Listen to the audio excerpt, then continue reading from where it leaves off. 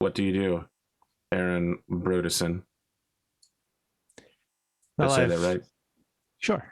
Okay. So I listen to all the grumbling and the random plans, and I lean against my staff and think during the night. And I want to see how much I may or may not have heard of. Justin the Unassailable. Yeah, Justin the Unassailable. His reputation. I see. I would call this a history roll. Okay. All right. All right. So Justin the Unassailable is a foreigner from down south. He's kind of a new deal. He's an up and coming lieutenant for some larger bandit organization. It seems like he got kicked out recently, and he's just trying to make his way. You've heard with that role, he's just trying to survive at this point. He's strong. He's pretty strong, and he's got, a sword, which is pretty rare for someone who isn't in the military, and good armor. Have I heard anything about anyone that he's been traveling with? He has been seen with travelers from time to time, but it's hard to say that there's any consistent group. It is known when he was still with his previous affiliations, he did have a gang, a bandit gang.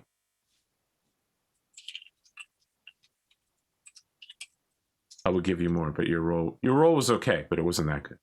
Yeah. So the pass that he is camped up in, that's the path to the Westwood pass. Forest? No. He's camped up in the path to Saberhold. Okay. The hill path to the Westwood Forest, totally open, but what's out there is just open game land, some king's forests, and the elves to the west. You never know what those crazy elves are going to do. Considering I'm very, very familiar with the terrain around here, enough so it may even be a background thing. How easy would it be for him and a potential group of people to move and attack us from somewhere other than the road direct to Saberhold? Now, when you say him, do you mean your character, or do you mean Justin the Unassailable? The Unassailable. All right. So this map, not to scale. Right. There is plenty of maneuvering space. So first off, there is a light forest in that pass, which reduces visibility. After that, there's several miles of farmland and rolling hills that stretch between there and the village green.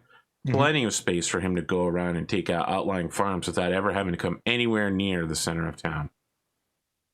That windmill, I know it seems like it's very close to the town, but it's actually like at the edge of visible range from the town towards the hill path to the Westwood Forest.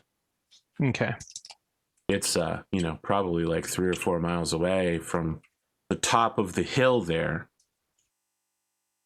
where you can get a little bit of a better path of the surrounding area. Sorry, a little bit of a better view of the surrounding area. Plenty of, hill technology camouflaging his approach. Okay. And this is, okay. I would like to see if I can quietly move through the forest and see what he has brought with him. Very well. I would like you. So first off, you are a human, correct? I am a human. So you have no dark vision. I do not. How is the moon tonight? It's an excellent question. Let's say that it is waning. Let's say quarter moon. Okay. So it's going to be a little difficult to see. One might even say it would be a disadvantage to both move and see things. Well, I'll tell you what. Your stealth will just be flat. If you'd like to roll that real quick. We'll see how good you are at approaching Justin the Unassailable's position. I mean, they call him the Unassailable for a reason. I'm actually good at this, and I rolled really bad. Yeah, well, let me see how bad. Yeah, it's pretty bad. Your bonus is really high. That's the reason I didn't think your roll was that bad. Yeah. Incredible. All right. I'd also like you to make a perception check at disadvantage. So we're going to take the lower of the two rolls. Okay. I need to figure out how to get it to ask me. It's incredible. We might actually, this might be the shortest session. Let's see. Perception with disadvantage. Okay. As you are moving through the night, you get part of the way into the pass, thick tree cover. It is well past midnight by the time you get to where you see a few embers and a glow. So you know this land. You know that there is like a hill up ahead that overlooks the pass, and it's got like a little recessed area, and someone must be camping like a volcano. It must be camping in that recessed area to keep their firelight from going too far, but you can smell the smoke and you see a couple embers floating. And at that point, you step right next to a trap. We're talking one of those, like a peg on the ground, and if you had knocked it, a rope would have snapped your leg and tossed you up into a tree and probably broken a lot of things. As you step to avoid it, you still hear a crack as you break a branch, and you're like, oh, did anyone hear me? You look around. You don't see anything. You don't hear anything more. What do you do? I would like to draw my bow. Okay. And I want to try to back away from where I'm at and approach from a different angle and see if I can see anybody or see if anybody's following me. What's your passive perception? I don't remember how to calculate that. That's like it's your base wisdom plus your so my passive would be 12. Okay.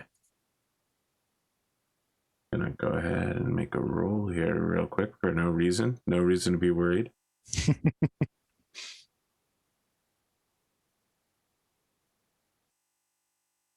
As you are beginning to back off and circle around, you hear something moving behind you.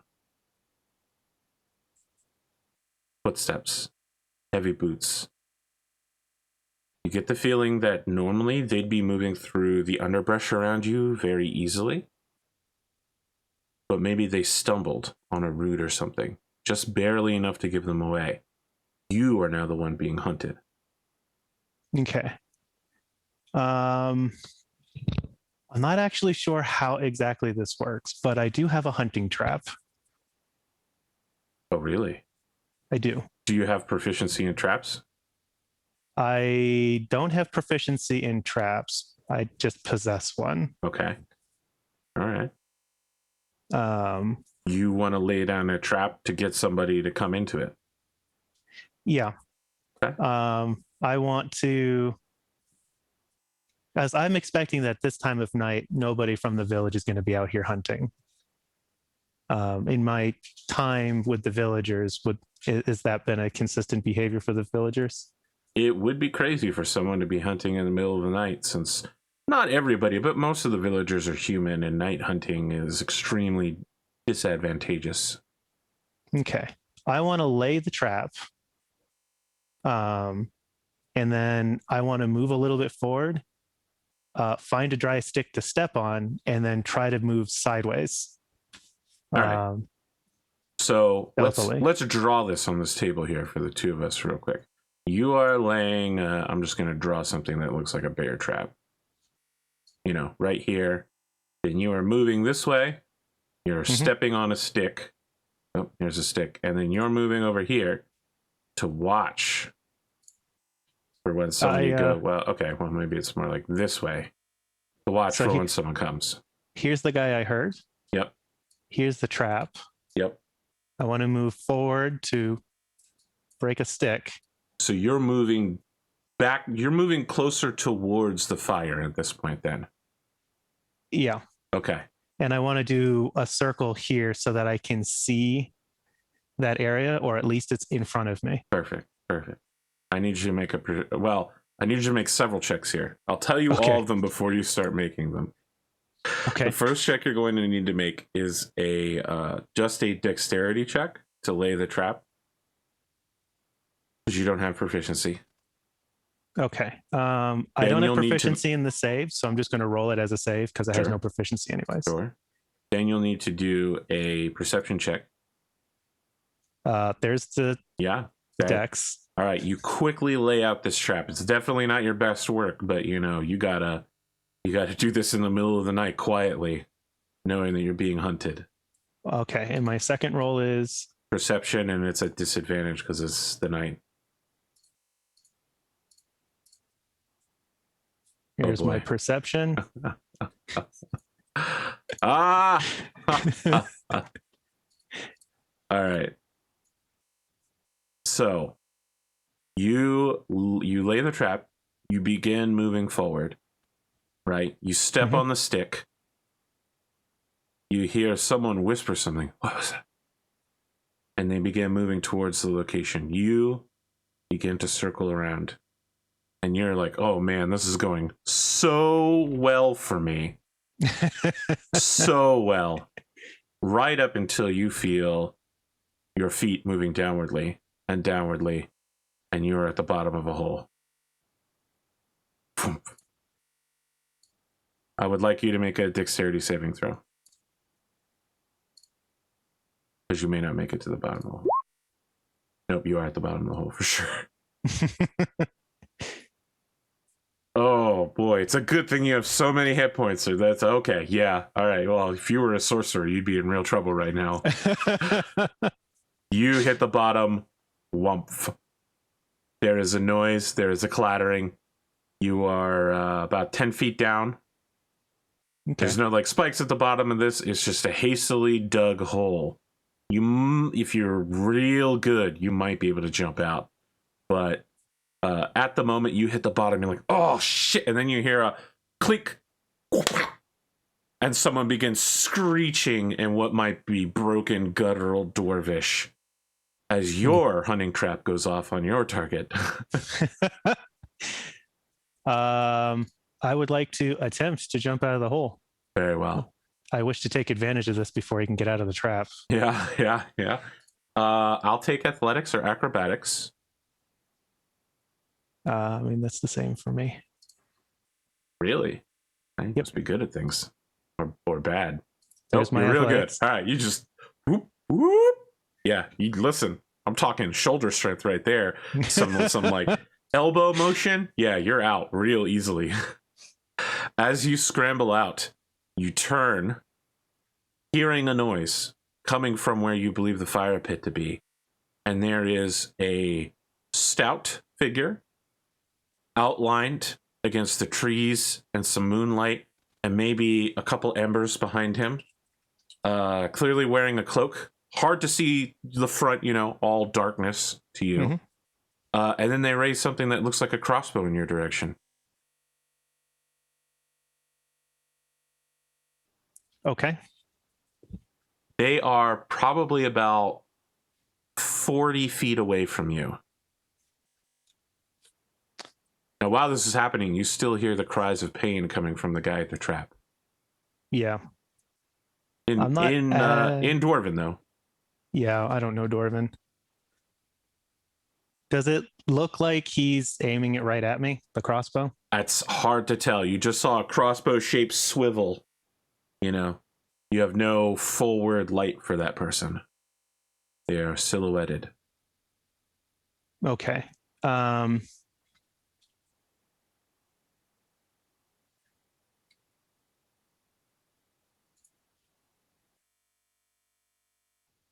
want to use a tree and sort of press my shoulder against the tree to have some kind of cover. Oh, that's a good call. And I want to fire an arrow at the cloaked person. Absolutely. Go ahead. Make that shot. Man, This is like Predator, man. You're just running in the middle of the night, back up against a tree. Crossbow buckles right in front of you. Nope. Oh shit. Well, never mind. He's dead. All right. Yeah.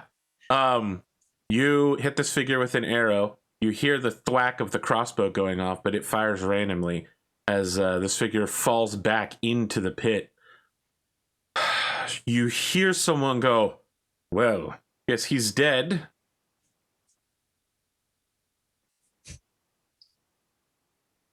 Oh man. Okay. So now there's a voice coming from the fire pit, and the person still in the trap screaming. I don't see. You've killed at least one person. The voice. You do not. They are in the volcano dip depression, the caldera, I guess maybe it's called. Yeah. All right. Should be noted that this caldera isn't huge, right? It's probably like 10 feet diameter. Yeah. But it's enough to provide a bulwark against vision. Yeah. I guess I will. I wish to knock another arrow and move towards the screaming voice, since I have no indication right now. Although, if I can, I'd like to roll perception to see if there is an indication that anybody is coming out of the bowl. I would love for you to do that at disadvantage still. Yeah. You dodge 2 more traps on your way over there. Oh man. Yeah. You're playing a game of Battleship at disadvantage, and it's not good, man. It's not good. But those are some solid rolls. Yeah, I think your skill build was a solid, good investment on your part. Yeah. You hear the sound of somebody putting armor on, as if they've just awoken and they're taking this time now to hastily prepare themselves for an attack. You continue moving towards the figure who is bolted in place by your trap. They are frantically attempting to fumble with a thieves tool kit, like some tension applying devices and like a thin metal pieces to disassemble your trap from their leg. But of course, it's gripping quite greedily into their calf, and they're in intense pain, and they don't notice your approach yet. Make a stealth check. Yep. And they never will. I would like to fire an arrow. Sure. Listen, just roll. You don't need to do anything. If you hit, he's done. I mean, he's already quite injured by your trap. Yep. He's the second dwarf goes down. As he goes down, the trap bolted into the ground makes it so he falls at a very unusual angle with his leg. His knee remains straight up as his foot isn't going anywhere. But yeah, he hits the ground and is down and out. I would like to swiftly check his body. I'm not trying to be thorough and loot him. I'm really just trying to assess the condition of his gear and things like that, to try to figure out, is this like some desperate bandit? Are they somewhat well equipped? I'm trying to assess the quality of these guys. All right. So you're checking him. Very travel worn equipment. You know what I mean? Sees daily usage. Probably only set of equipment. Well worn, very nice boots. And I don't mean like nobleman's boots. I mean like workman's boots. A lot of like small tinkering things and parts you would use. Like he has a trap making kit on him. Okay. Crossbow. Maybe some poison vials. Daggers. All of this appears to have been well used, but also well maintained. These blades aren't chipped, but they certainly don't look like they came out of the dagger this way. Sorry, they didn't come out the sheath this way. There's definitely now there's no jewels. There's not huge piles of money on him. His equipment appears to be most of his life's wealth. Yeah. Invested heavily in his own personal protection and safety, for what that did for him. So it does seem like at least some element of this force is disciplined and trained. As you look up, someone throws a torch between you and the fire pit, which eerily lights just in the Unassailable as he, in his bucket helm with horns, comes over the top with a greatsword. Leather armor, few metal studs at critical locations. He shifts, and you can see that everything's well oiled, pretty well maintained. Does a neck cracking motion and says, "So, you must be from Mandelbrottsburg then." I've never heard of that place. Make a I'm a deception traveling check. bandit, Make a deception check. which I'm not good at.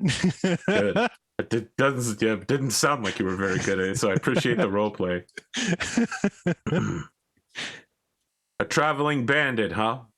Well then, lay down your weapons, let me get a better look at you, and perhaps you can join my band. I'm in need of replacements. He pseudo-casually, great sword, held on the shoulders, swaggers towards you, but clearly not letting his guard down in any way. Yeah. I would like to try to evaluate him visually. Sure, make an insight check. What are you looking for? I'm trying to assess, obviously there's a level of professionalism here with these guys, but I'm also trying to figure out like the level of experience that he exudes. You're trying to see what level of threat he poses to you. Yeah, I'm basically trying to size him up. Okay. Go ahead.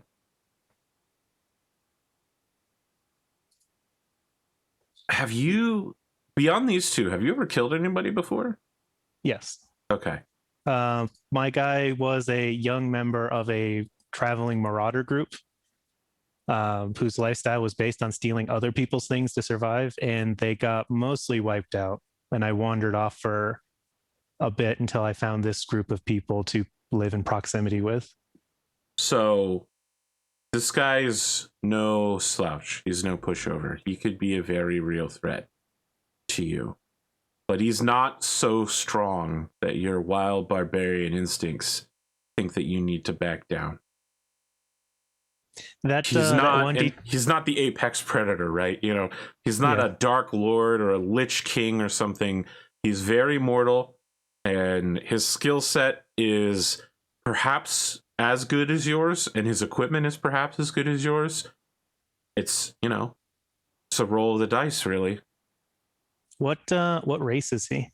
He sounds to be human, but since he's wearing full armor, it'd be hard to tell otherwise. Yeah. At the very least, he's humanoid. Was that 1d10 roll earlier? Was that damage from falling in the hole? Yes. Okay.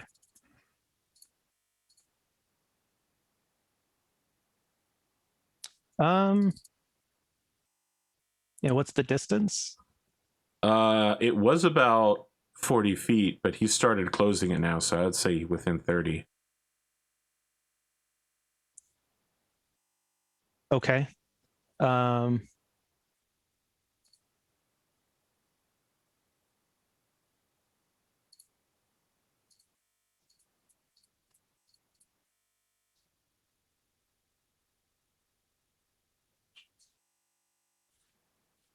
I will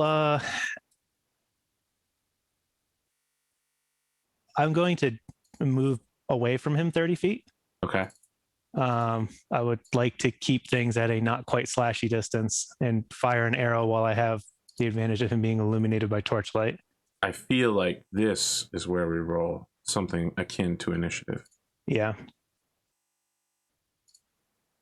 I'm not going to bring up the initiative tracker. There's only 2 people here, so we'll just be trading turns. I just need to know who goes first.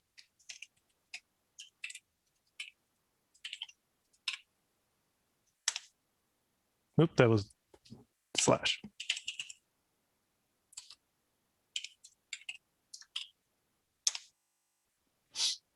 Oh boy.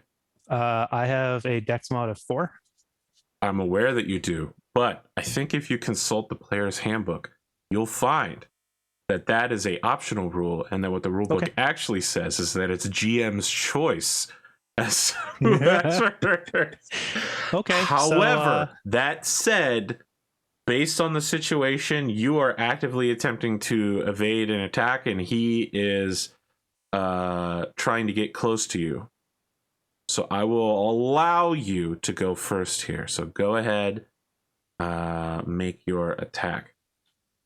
Okay. So I've got my little bit of distance at least. Sure. I don't expect it to last, but anything I can do. That's not great.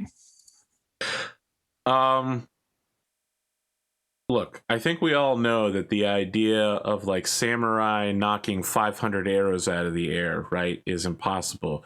You don't Braveheart your way on a battlefield, but it isn't unlikely for someone very skilled with a large enough weapon to knock an arrow that they know is coming out of the way, right? Like maybe one or two times, right? That's what this guy does. You're running, you fire hastily. It probably might not have hit him anyway, but that sword comes down, and it's not a slash, it's basically a slap, and he slaps the arrow sideways away from him and laughs. Now you're behind another tree, right? Yeah, ideally I would have run 30 feet, shoulder to a tree, and fired an arrow. Yep. All right. He runs after you. Out of the light. So now you're both in darkness, so it's gonna be disadvantage all the way down. And he passes behind a tree, and that glint of the sword in the moonlight is gone as you hear a thumping noise.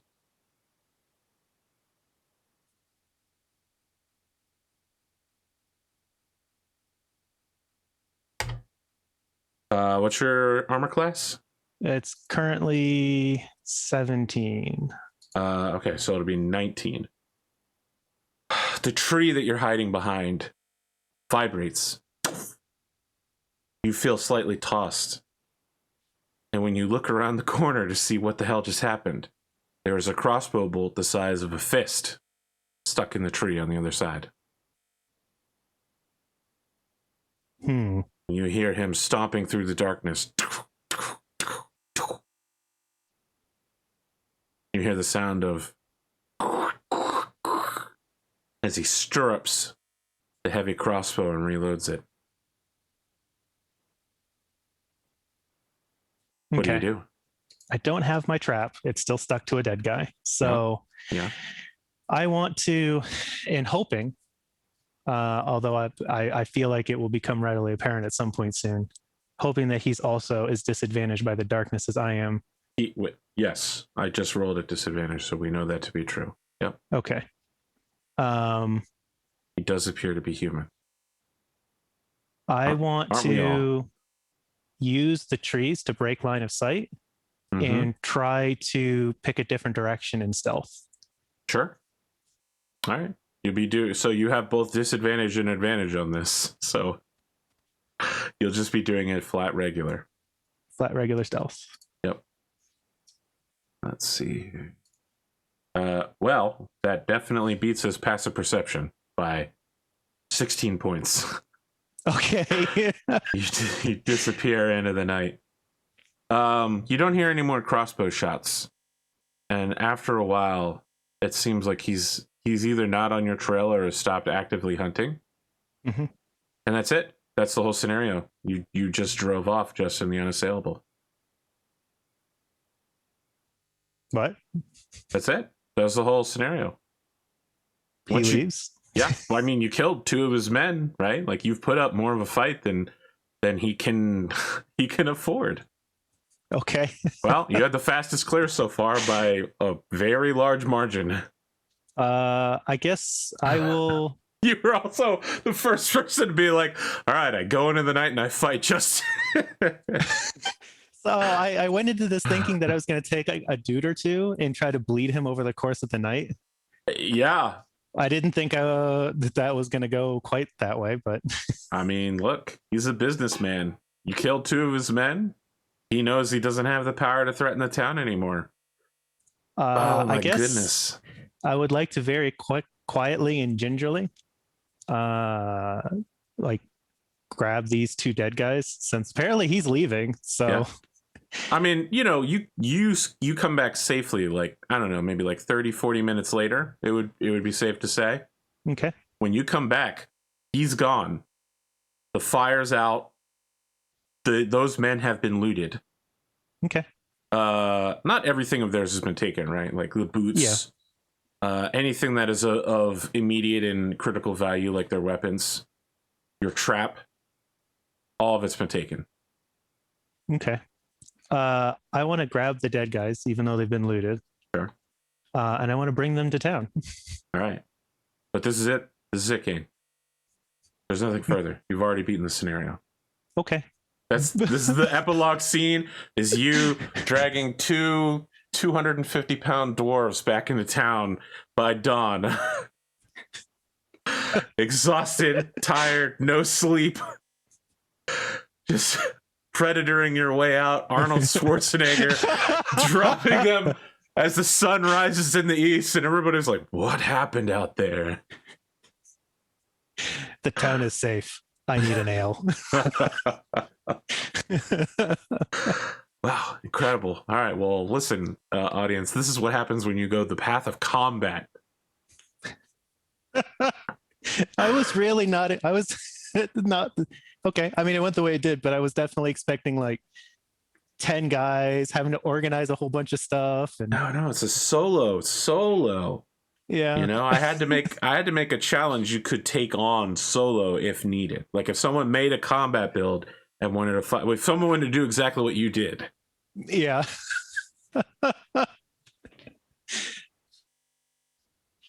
Yeah. Also, I think I'm learning a lot about encounter balance for solo games, because, I didn't want to have a situation where I was like, all right, you fight Justin, he shoots you and you die immediately. You're just dead. That's all there is to it. I mean, it was one of the things I was concerned about, because I didn't want to have to take damage or be in melee right away, so I didn't rage, because I didn't want to lose my rage so early. Yeah. I was expecting him to rush me and end up in melee, and that's where I was holding my rage for. Sure. So I did it the way of the ranger without being a ranger. Perfect. Well, Kane, what did you think about Fractal, about Mandel Brodsburg? I like the town. I like the background details. There are lots of. I'm really hoping that other people, when they go through this, take the opportunity to spend more time with the NPCs. Yeah, I thought did. I was going to.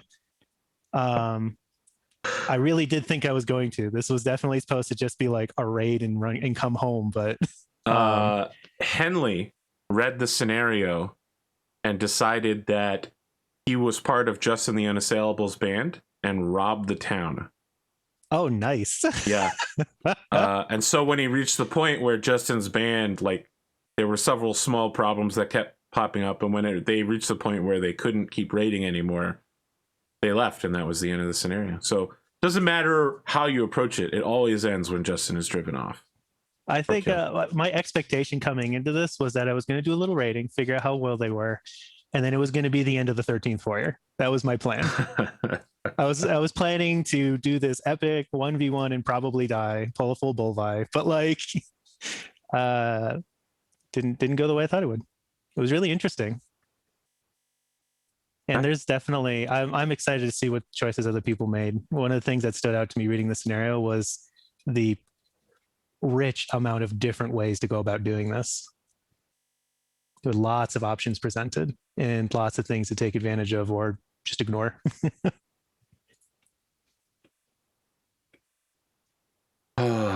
I did want to leave an open-ended scenario to do exactly this.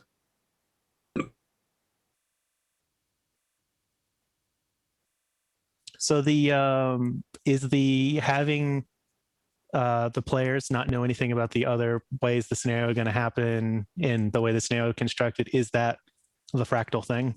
I'd never heard of fractal before. You watch Matt Colville? I do not. Okay, so he's like a D&D advice guy. He used to put out videos all the time, but then, you know, he got a real job. He made fewer of them, but now they're more condensed.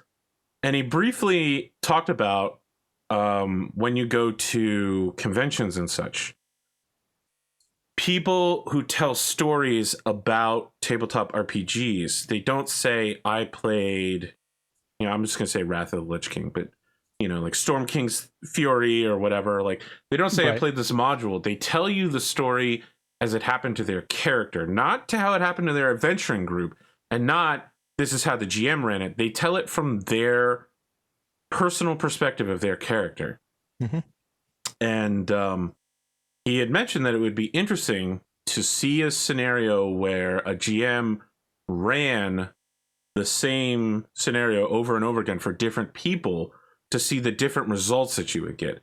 Because, you know, like the way I run Storm King's whatever might be different than the way you run it. And thus, no two experiences from that could be alike. It would be impossible, right? Because, you know, maybe I'm a combat heavy GM and you're a role play heavy GM. And instead of talking their way around something, I would have them kill their way through it, right? Each group is going to be different on top of how the GM runs it. You know, each group is unique. Even if you take a group and you go, we're not going to play for a year, and they come back a year later, their life experiences are going to change the way they perceive things and the way that they understand what's going on. It's going to change the way that the GM story tells. So, you know, I just wanted to, over a brief period of time, try to tell the same story repeatedly while running people through it and see what their interpretation of it is. And that is Fractal. Doing the same thing over and over again. Infinite possibility, limited scope. It's very interesting. Okay. All right. You got any other commentary here for the audience at home, since this is the first time they've actually talked to somebody after the scenario? They're probably like, oh, I didn't know we do this. No, I think this is fun, and I'm really looking forward to see the other approaches by the unknown number of other players. Yeah. I think it'll be about 8. You'll see a lot of familiar faces. Okay. I asked most of the gladiators, not all of them, but most of them, and some of them turned me down, which made me feel bad. I think something that's interesting about doing it in a 1v1 is there's a lot of, at least in my experience when in party building, there's a lot of trying to play off what other people are doing, and it adjusts your natural tendency towards kinds of characters that you would like to make. That is not my experience, and I'll tell you why. That is you, because you like playing to a group. There are some people that are extremely, I don't want to say selfish, but when they make a character, it's their character. They don't build for the group. Yeah. I understand what you're saying, and I want you to know that there are a lot of people that play that way, but there are just as many people that don't play that way.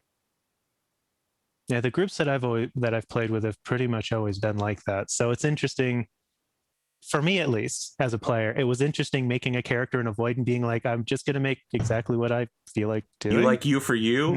Okay. Yeah, that was new for me. That was interesting. Yeah, you know, I'm using this as a test bed for what comes after Fractal. The ruins of Project Roundtable will be born from Fractal.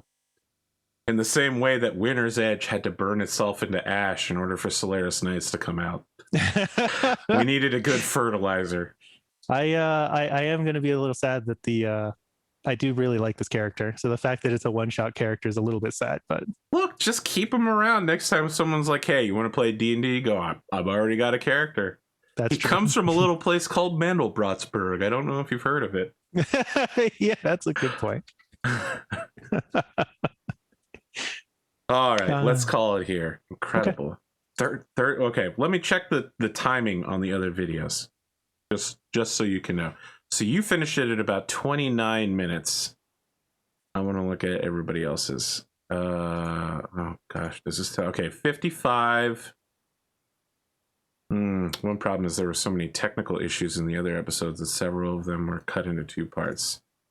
1 hour 7 minutes and 1 hour 15 minutes. So you finish about half the time as everybody else, or more. Yeah, Kane Damiel. We'll see how the time works out with the other players. Amazing. Listen. I want you to keep this rush straight ahead attitude in mind for the mercenary mission. Okay. You know, just king crab right down the center, directly towards the target objective. You got to get those AC-20s in range. Kane, thank you for joining me. I guess I'll see you for Solaris Nights this week. Yep. I have to learn to read my own codes on the stream calendar. All right. Have a good afternoon. You too.